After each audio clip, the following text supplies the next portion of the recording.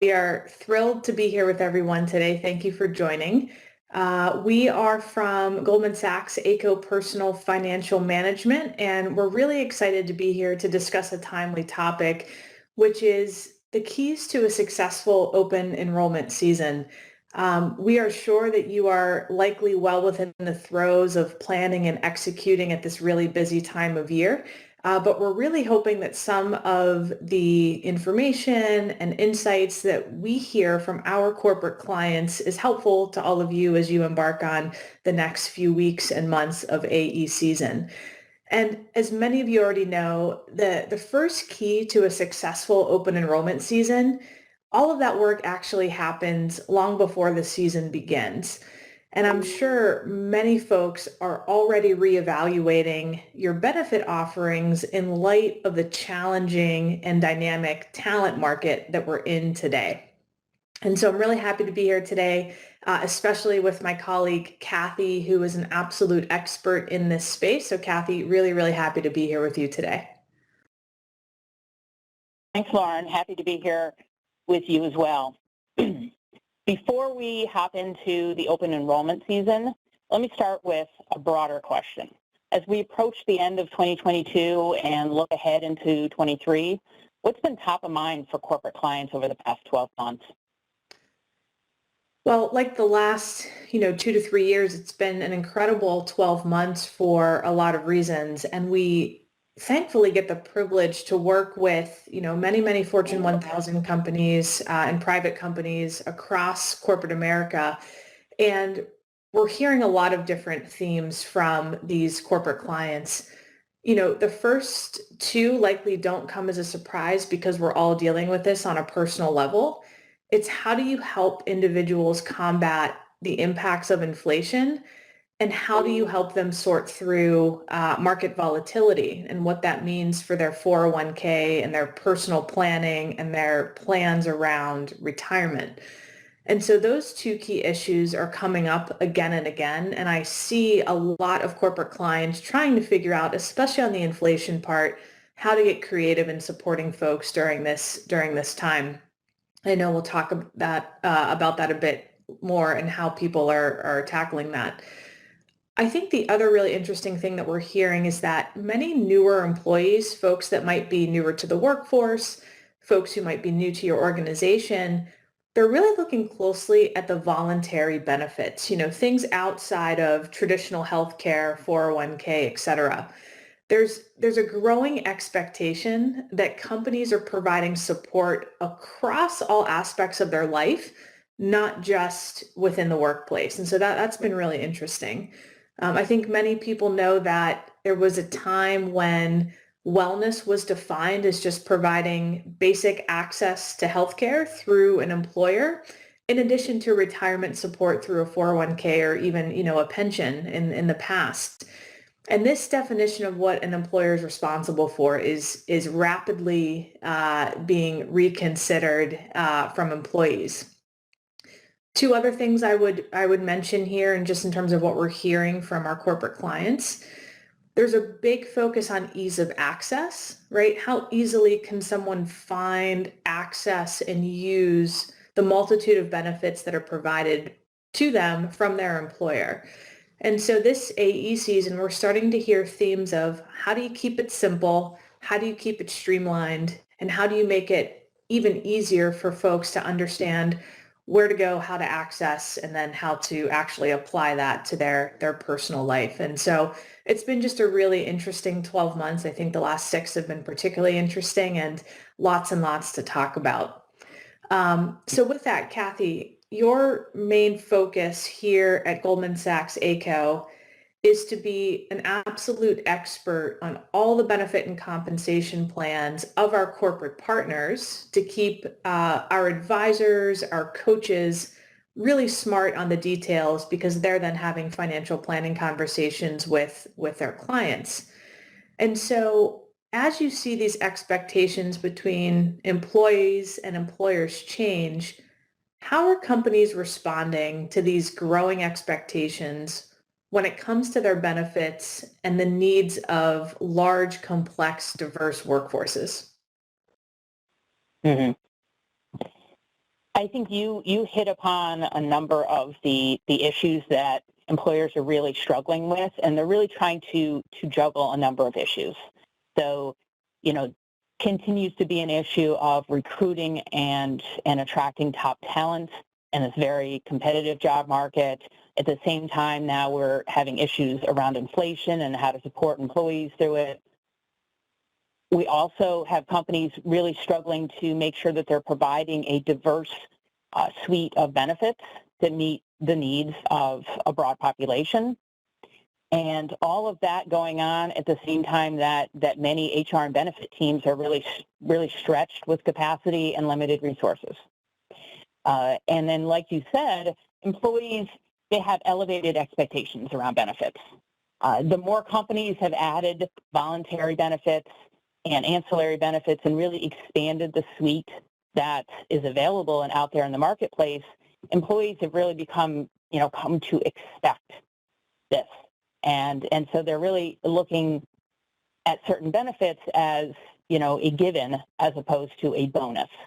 And this particular annual enrollment season and this whole year is really interesting in that with all of those factors going on, it's really elevated employee expectations in terms of what are the benefits that are available to me to help me with cost savings and to help me with my overall, financial wellness. A lot of companies have really leaned into the financial wellness in the last few years. There's an EBRI survey that showed that 80% of employers have already taken action to address overall financial well-being for employees, and the number of employers actively implementing a program has risen 70% in the last couple of years.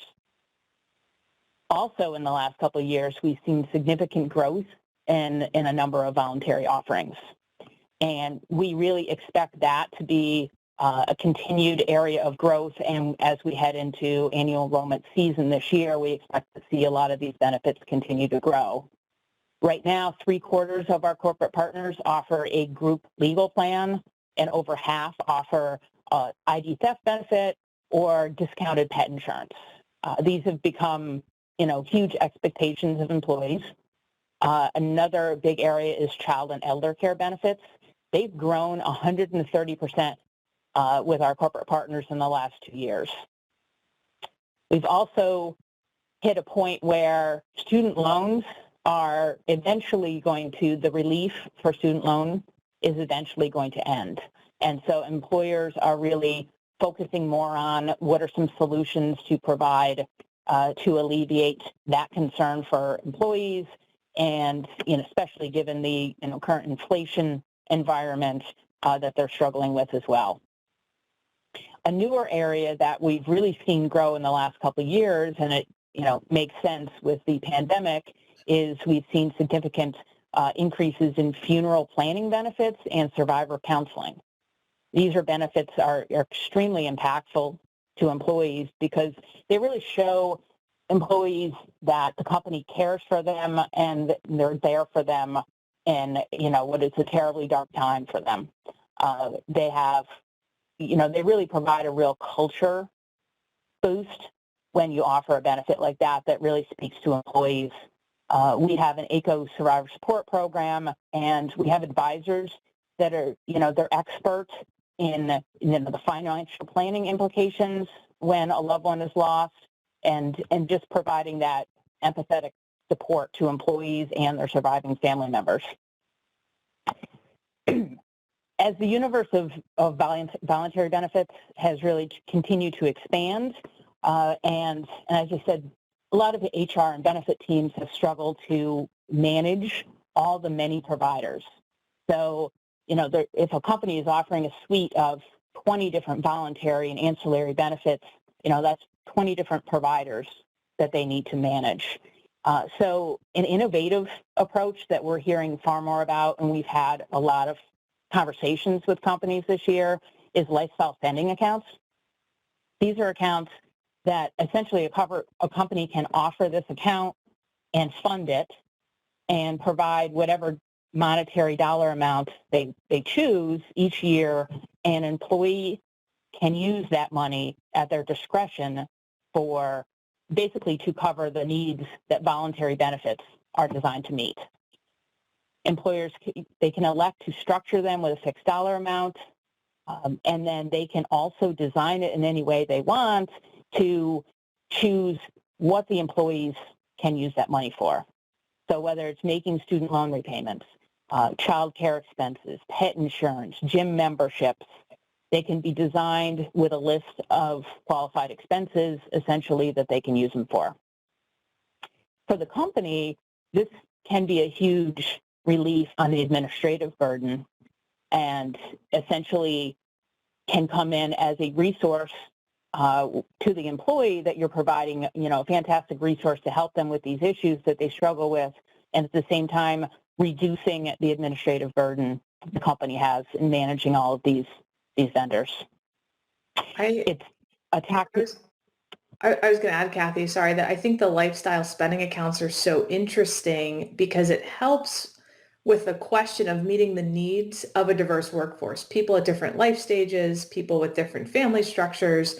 It's such a great way to help answer that need around a diverse, complicated workforce. Absolutely. Absolutely. So across corporate America, Lauren, where do you continue to see opportunities for other innovation and support? Well, I think there's a lot of opportunity. I think the pandemic highlighted a lot of issues that existed pre-COVID, but were certainly brought into the spotlight. And I'm happy to share some data around just what we're seeing through our financial wellness assessment and some of the answers in aggregate around where people are struggling and where there are gaps and where there's opportunities for large companies to innovate in their benefit offerings. So, still 1 in 5 people are still worried just about their day-to-day finances and being able to meet the needs financially week over week. And one example of where this is highlighted is, 3 in 10 people indicate that even just making credit card payments, making the minimum payment is something that they struggle to do. And I assume this number might go up with, the impacts of inflation. The other area that I'd want to spend some time on and we hear about a lot is emergency savings. And so when employees first start working with us, almost half of them indicate that they don't have a sufficient emergency fund in place. I'm sure this is not a surprising statistic to many. It's been a really, really hot topic. But companies are starting to ask themselves, how can we support people in their emergency savings journey? That might be finding a way to partner with like a credit union or a high yield savings partner and help people make automatic payroll contributions to that emergency savings fund, just like they would a 401k. That might mean making matching contributions right into an emergency savings fund like you would a 401k. I don't think anyone has yet solved this, but there are a lot of companies starting to think about how they can be a part of someone's emergency savings journey and the need there. You mentioned this, Kathy, student loans. Definitely a headline, definitely in the news right now, given the relief from the government. But it's still going to be an issue, right? I think the relief that was provided is going to be helpful, but it's not going to solve the issue for everyone, especially those with higher loan balances. I think one really interesting point that we realized through our data was that it's not just your newer or younger employees that are tackling the issue of student loans. Many people in their 30s, 40s, even 50s indicate that they are also paying off student loans either for themselves or perhaps for a dependent or a child. And so I just wanted to highlight that issue, I think, spans the generations within a workforce, and we can get creative in how we continue to help people solve that particular issue. Also mentioned life events, right? So many organizations now are saying, how do we inject our benefit strategy into moments that matter for employees? Kathy, you mentioned what I think is the best thing that we do, which is survivor support, helping someone in that moment of need after the loss of a loved one figure out financially what they need to do. That is just critical, right? So that one I'm particularly proud of. But life events mean promotion, expanding family, thinking about the next chapter. Maybe it's working part-time, maybe it's retirement. So it's really, really amazing to see organizations start to think about life events in a broader way. And we're certainly happy to be partners in how we can help support benefit design in that space. The other thing I would mention is around insurance, right? And particularly excess liability insurance or umbrella insurance. Obviously, during AE, healthcare insurance is the main and core focus, as it should be. Oftentimes, group life insurance, right, is a component as well. If you were to pass away, what group life insurance would be available to your family, but also excess liability, right? Covering the gaps that exist within your current insurance policies, things like maybe your dog, bites a kid, maybe there's a trampoline in the backyard. Those events, I think, are few and far between, but they can be a really meaningful financial impact if you're not correctly covered from an excess liability perspective. And so I do think there's opportunities for employers to either further promote or offer easy ways to access excess liability insurance. But the last thing I'll mention is our data shows through the financial wellness assessment that about 40% of employees say they didn't feel great about the healthcare elections they made the year before. Perhaps they chose the right plan, but maybe they don't quite understand it the way that they should or the way that they want to understand it. Perhaps they just keep choosing the same plan as the year before, even though their life has changed over time. Perhaps you've changed your plans. And so I think it's a really interesting opportunity to educate further on plan selection so that more employees feel really good about what they choose and they feel like they chose the plan that's right for them and their family. And so there's always going to be gaps in how employees understand, appreciate, and utilize the benefits that you all offer them so generously.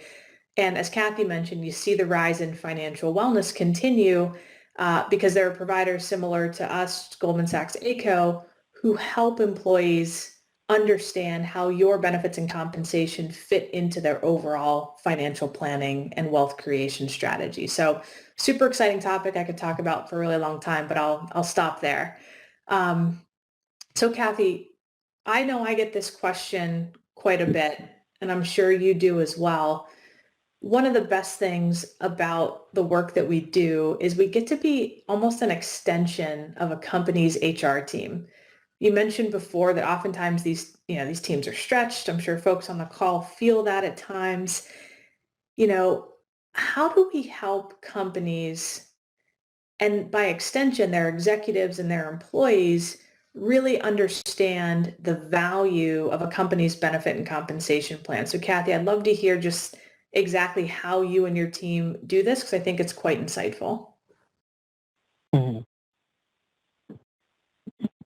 We focus, as Lauren, as you know, we focus on benefit and comps as a core really to all of our financial planning services. And so our dedicated team of benefit specialists, we're really focusing on working with our corporate partners and getting to know their benefits, but also being a resource, to them as well. So, our team of benefit specialists work closely with each of our corporate partners, really dive into all of the plan details for all benefit and compensation plans, getting to know all of the details of the features available, but then more importantly, really focusing on the financial planning aspects. So we're financial planners, and so we're going to look at every plan in terms of how do you maximize, how do employees take full advantage of these plans, how do these plans work into their overall financial plan? And, the impact of using a deferred compensation plan on your, taxes, on your cash flow, et cetera.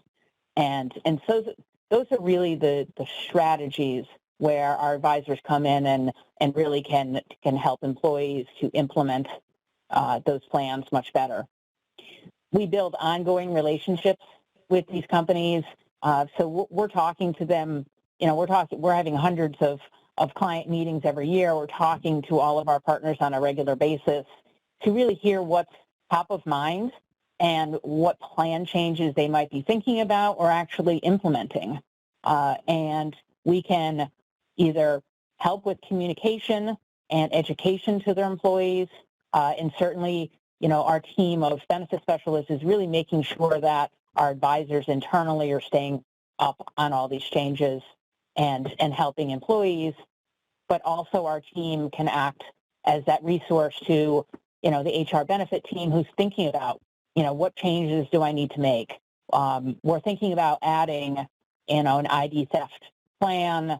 What are you seeing with other companies? What are the considerations that we need to be thinking about? So that's a key area that we focus on and try to build those ongoing relationships so that we can really keep current trends in the industry and legislation that might be coming around just top of mind with all of our corporate partners so that we're that ongoing resource, for them to receive information and then reach out to us and bat ideas around and talk about plan design ideas. So we really build that ongoing, relationship around that. We also then can act kind of as a pulse for the employee population. So we are talking to all their employees and executives, and we can hear directly from them, what is coming up, what types of questions are coming up, what are the issues that they're most concerned about.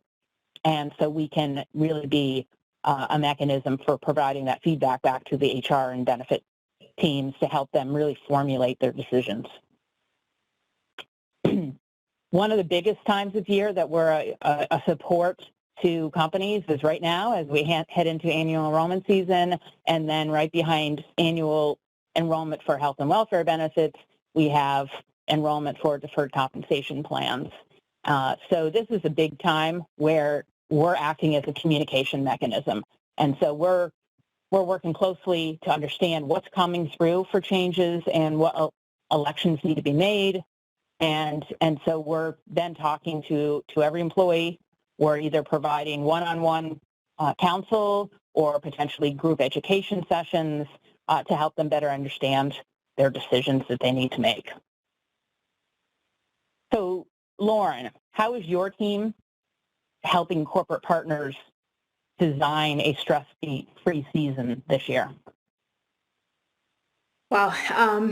Well, stress-free might be a strong way to put it. I think there's always stress for employees or employers around annual enrollment, but there are a few things that we're doing and a few things companies I think can consider just to alleviate maybe some of the consternation that occurs during the fall. I think the key theme is early and often, right? As early as you can, give people insight into what this AE season is going to be like, especially if you anticipate changes.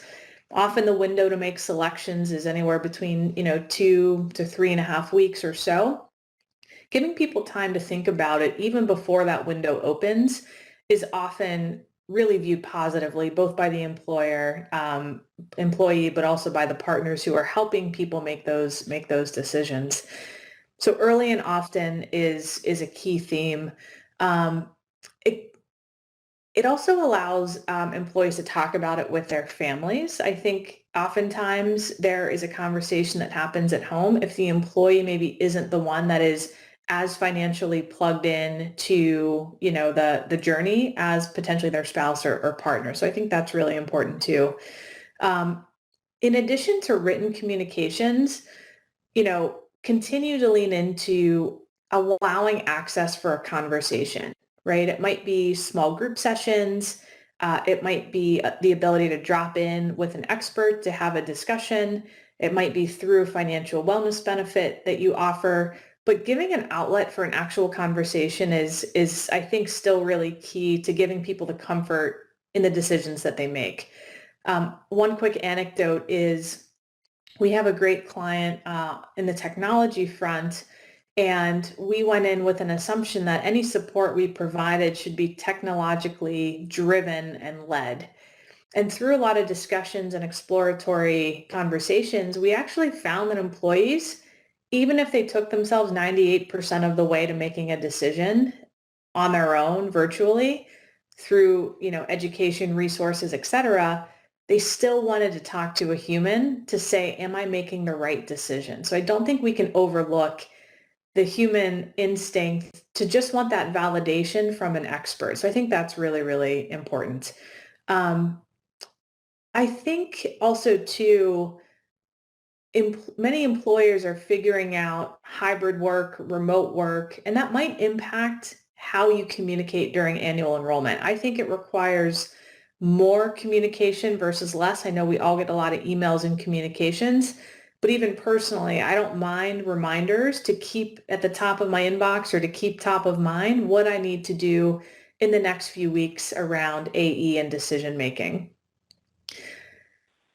I mentioned this briefly, but the other advice that we have is to create, different structures of ways for people to absorb the information that you think is most important.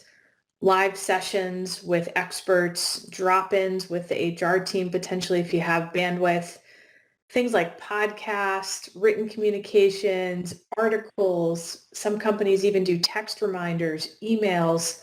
All these varying methods of communications at different cadences, I think keeps people's attention and keeps them focused on the decision at hand, which is annual enrollment. So, lots of different ways to do it. I know there's so much sensitivity in the corporate space around how much people communicate and how much we flood folks' inboxes.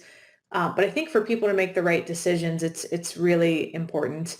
Last thing I'll mention on this space is we continue to see so much demand and interest in making sure employees understand the benefits of an HSA. I know you all know this probably far better than we do. It's still a very misunderstood component of the healthcare offering. I personally love that they're triple tax advantaged.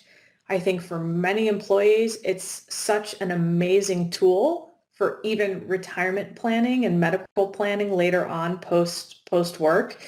And so there's still such a demand to educate employees on the benefits and how they can use an HSA as a part of their overall financial plan. So just wanted to call that out. So we're saying all this, Kathy, and in the back of my mind, I know that here at Goldman Sachs, annual enrollment is coming up soon. And so I'm starting to think about it myself for my family. When you look at even just how Goldman Sachs navigates this particular time, can you just give a bit of insight and kind of pull up the curtain on what we experience internally here? So hopefully it's a good perspective for those folks listening. Mm-hmm.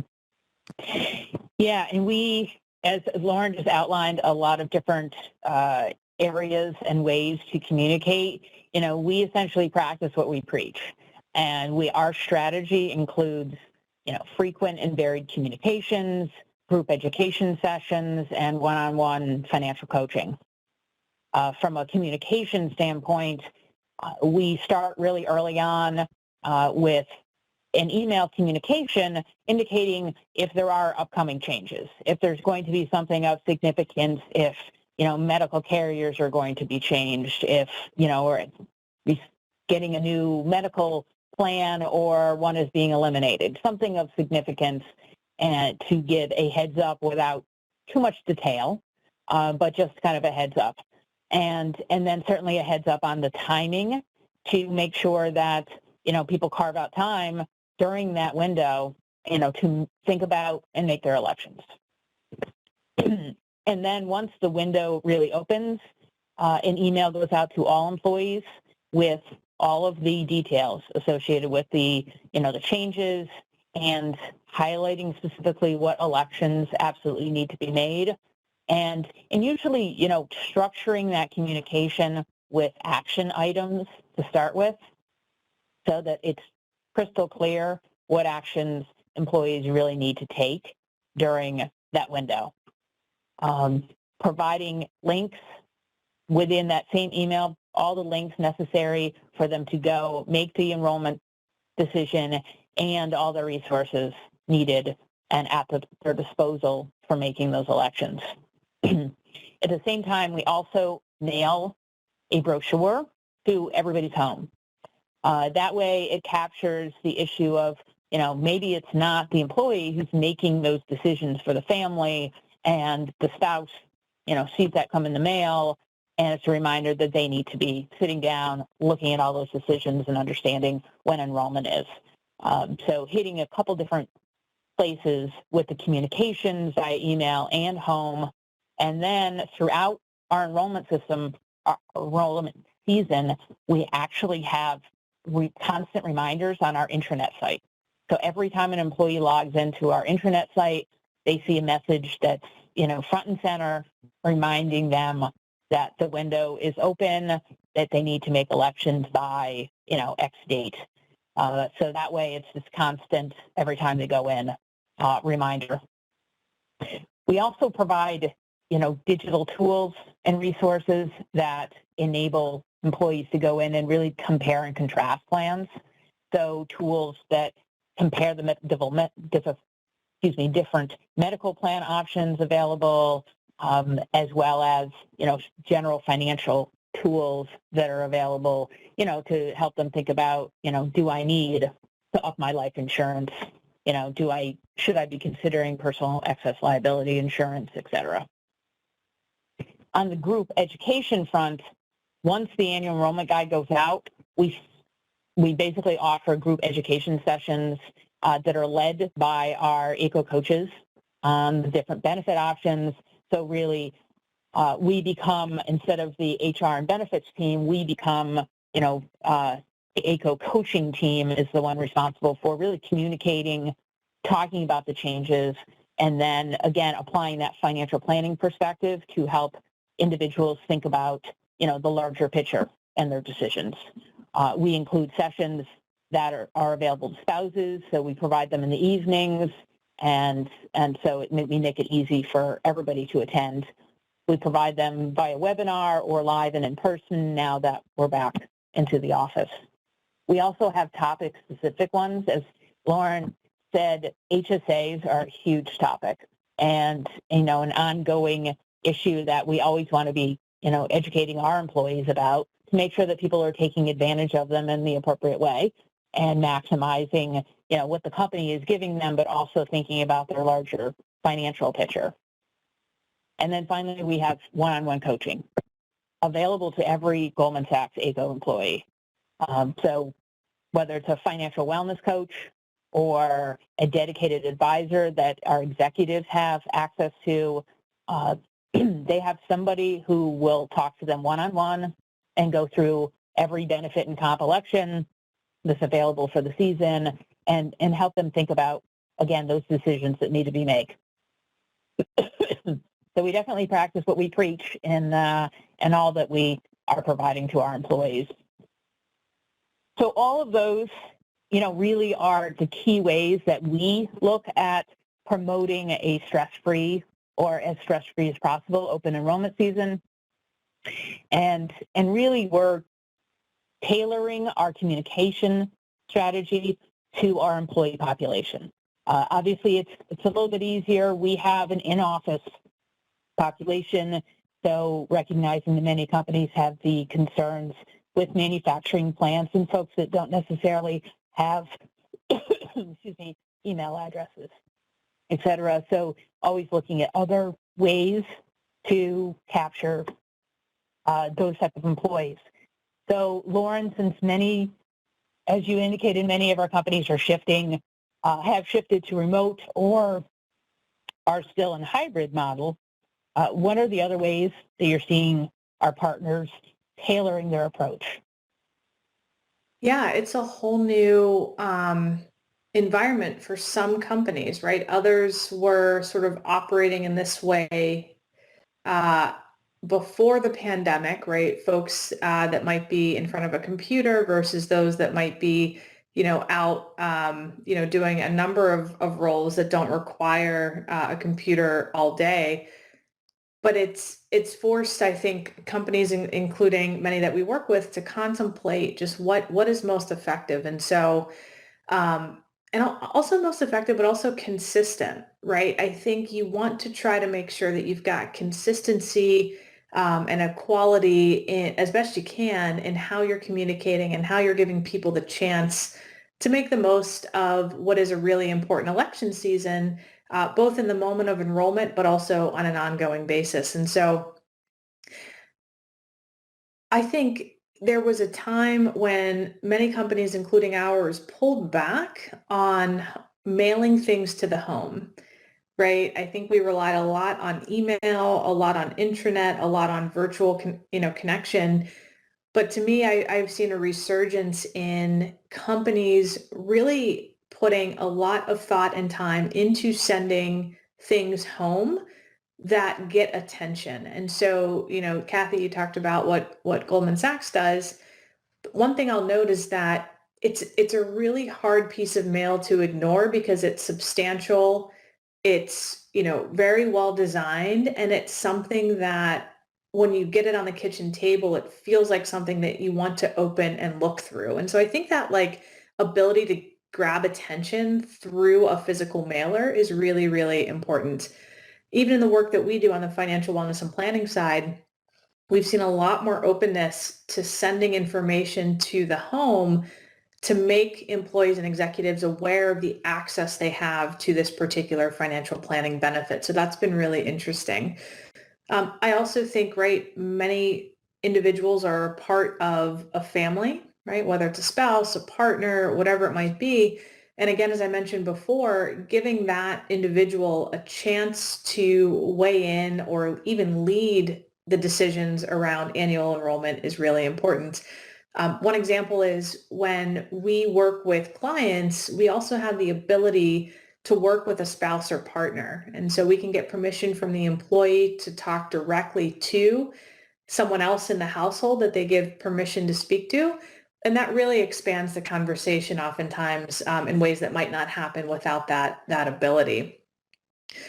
So I think that's the key area. I don't think there's a magic bullet here in terms of how to navigate, a hybrid or remote workforce. I think each company and culture will figure out what works best for them, but did want to highlight at least the resurgence we're seeing in not just the type of information that you send home, but how it's packaged and how it's designed and how it's positioned. Kathy, real quick here before we get closer to wrapping up, I have a quick hit question for you, which is, what are some of the key innovations that you're seeing around AE and how companies are implementing this particular season? Mm-hmm. So I think we touched upon a number of them, and they really came about in the last couple of years and probably will continue over the next few years. So we're talking about on-demand benefit fairs. And so as fewer companies maybe have the ability to do in-person, or just simply their entire workforce is not in person, creating a way to structure those benefit fairs and give easy access to those that are working remotely. Doing virtual drop-ins.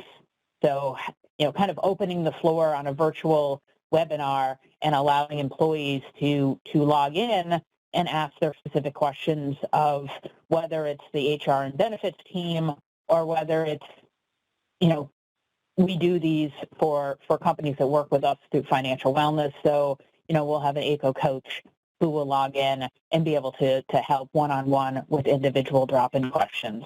So those are the key areas that we see as continued innovations as we evolve in this, kind of hybrid world. I love it. I'm anxious to see how this AE season goes, both for us and all of our corporate partners. I think it's going to be a really, really good and interesting one. We got a few questions sent in to us, so we're happy to answer those.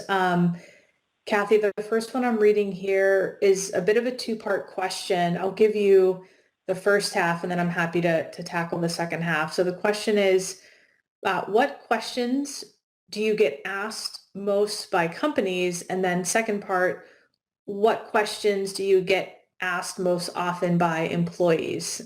So Kathy, on the corporate side, what questions are you and your team getting from our corporate partners? I would say the number one is, are their benefit offerings competitive with their peers? That's become more and more important over the last few years. It was always a consideration, and now it's just kind of forefront. And then they also want to know if there's new plans, innovative plan options that they haven't heard about, seen about. The lifestyle spending accounts has become, one of those big topics that we've been talking with companies about this year as, they think about adding and, really staying competitive and being more competitive. They're looking for those type of benefits to add. Given that we work with over 400 corporate partners, we're able to provide both a broad perspective on trends as well as, an industry-specific benchmarking for companies that are looking for, very specific trends about whether it's plan features or plans that they should or should not be offering. So that is one key area. And then companies also want to hear about communication and education strategies to help improve the usage of their benefit plans. That continues to be an ongoing, concern, is that these plans are being offered, but they're seeing low utilization. And so typically, we can talk through different strategies about, ways for us to help them, get in front of employees and talk about, some of these offerings. The employees may not realize that they're available or may not realize the benefit of them and why they should be using them and taking advantage of them. Yep. Yeah. There's so many questions. I think you raised a lot of really important ones. So to answer the second half around what questions we get most to our advisors and coaches around this time, it's pretty consistent, right? It's everything as broad as what plan options are available to me, right? So people just wanting sort of help sorting through the information that a company sends to them. But then it gets into, what plan is best for my situation. We get a lot of questions about deductibles, particularly in high deductible plans, right? How does that annual deductible work? When does it kick in? And then I actually asked this question myself to an Ayco coach. What is a true family aggregate versus embedded deductible? That one took me a few explanations to really understand. So we get that question a lot.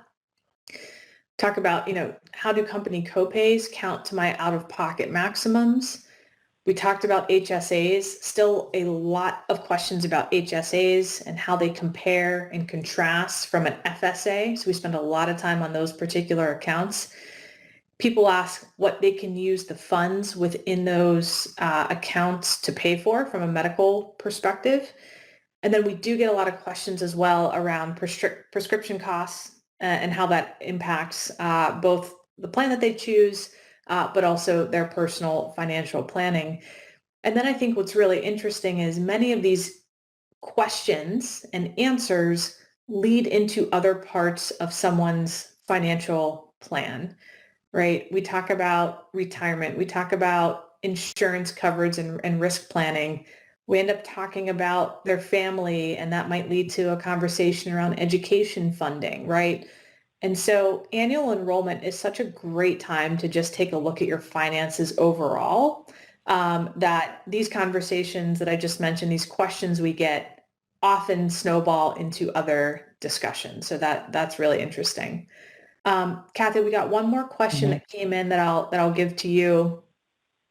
What is the guidance you give companies when they come and ask for best practices, either for AE or just benefit program design in general? I think you mentioned this a bit, but can you give any more detail on how exactly we work with companies in this space?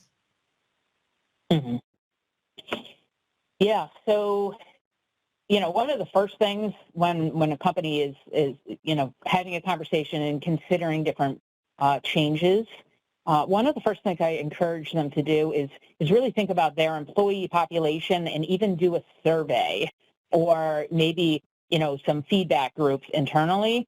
What we found is that a lot of companies implement changes or implement specific plans, as I said, and usage is low. So getting that feedback and really understanding what employees value most and are looking for, I think, is a key. But then from there, really honestly, we can provide very detailed benchmarking reports to help companies understand how they stack up to their industry peer group or very specific peer groups if they want to. We've done benchmarking for a particular size of company. We've done it for private companies versus public companies, so we can help to really bring it down to that level to make sure that you're in line with other competitors are doing. So I think that those are the two main areas, is really just making sure that just because other companies are adding a benefit, maybe that's not the right benefit for your company population. And really hearing from employees is the best way to understand that. And then from there, we can help you really figure out what are some of those, top trend benefits. So as we're wrapping up here, wanted to let everybody know that as a follow-up to this session, you're going to be receiving a copy through email of our annual and open enrollment trend report, which outlines some of the key areas that we're seeing most focus on from this past year, and then we continue to do this annually, and so we'll be updating as we get through this annual enrollment season. We see all the changes that have come through, so you'll be receiving that soon in the email. Wonderful. Yeah, and I just want to close here by saying it is such a privilege to be able to work with so many amazing corporate partners providing financial planning and education to their entire population. And it's particularly rewarding this time of year. We know how much work and how much effort goes into this for everyone listening on the phone today. And so Kathy and I feel really, really lucky that we get to lead these functions for Goldman Sachs Ayco, and here for any questions, and certainly hope this has been helpful and that the follow-up materials are useful as well. So with that, I will turn us back to Pablo to close us out.